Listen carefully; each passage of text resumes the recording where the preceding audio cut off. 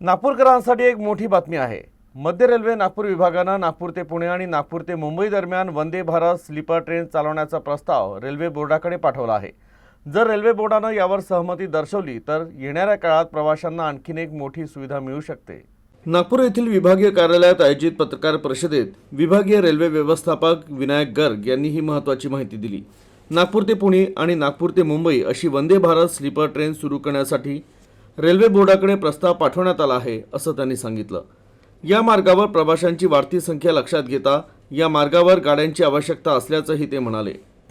जो भी नई गाड़ी चलती है वो मतलब रेलवे बोर्ड उसको डिसाइड करता है। ये कंफर्म्ड है कि अब स्लीपर वंदे भारत को आना है और उसका प्रोडक्शन शुरू हो गया है। उसको जिस भी तरीके से जिस रेट से उनका अवेलेबिलिटी होगी, उनकी उपलब्धता होगी, उस हिसाब से रेलवे बोर्ड उनको, हम लोगों ने डेफिनेटली मध्य भारत वो सेंट्रल रेलवे चाहेगा कि वो अधिक से अधिक से बाकी रेलवे भी चाहेंगे, तो हम लोग ने भी अपने प्रस्ताव भेजे हैं। बाकी अब रेलवे बोर्ड उसको फिर फाइनली अपने हिसाब से देगा, लेकिन वंदे भारत स्लीपर अब प्रोडक्शन में है तो आएंगे अब जल्दी।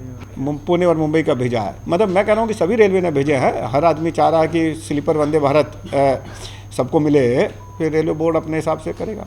बताए ना हमने पूना नागपुर से नागपुर पूना और नागपुर मुंबई के हम लोग कोशिश कर रहे हैं। मैं कह रहा हूँ कि हर आदमी आज की तारीख में जैसे ही वंदे भारत, अभी तो स्लीपर तो पहले ही आ रही है। रेल्वे बोर्डाच्या मंजुरीनंतर नागपूरकरांना पुणे आणि मुंबईसाठी वंदे भारत स्लीपर ट्रेनची भेट मिळण्याची अपेक्षा आहे। जर ही योजना पूर्ण झाली तर नागपूरचं कनेक्टिव्हिटी नेटवर्क आणखी मजबूत होईल, ज्यामुळे प्रवाशांना प्रवासात मोठा फायदा होईल। त्याचप्रमाणे सध्या पुणे आणि मुंबई मार्गे नागपूरला जाणाऱ्या गाड्या आहेत, पण इथून येणाऱ्या आणि जाणाऱ्या प्रवाशांची संख्या केवळ सणांच्या काळातच वाढत नाही तर सामान्य दिवसातही सरासरीपेक्षा अधिक मागणी असते।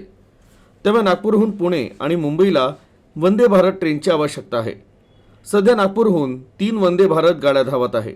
यामध्ये नागपूर इंदौर, नागपूर बिलासपूर आणि अलीकडे सुरू झालेल्या नागपूर सिकंदराबाद गाड्यांचा समावेश आहे।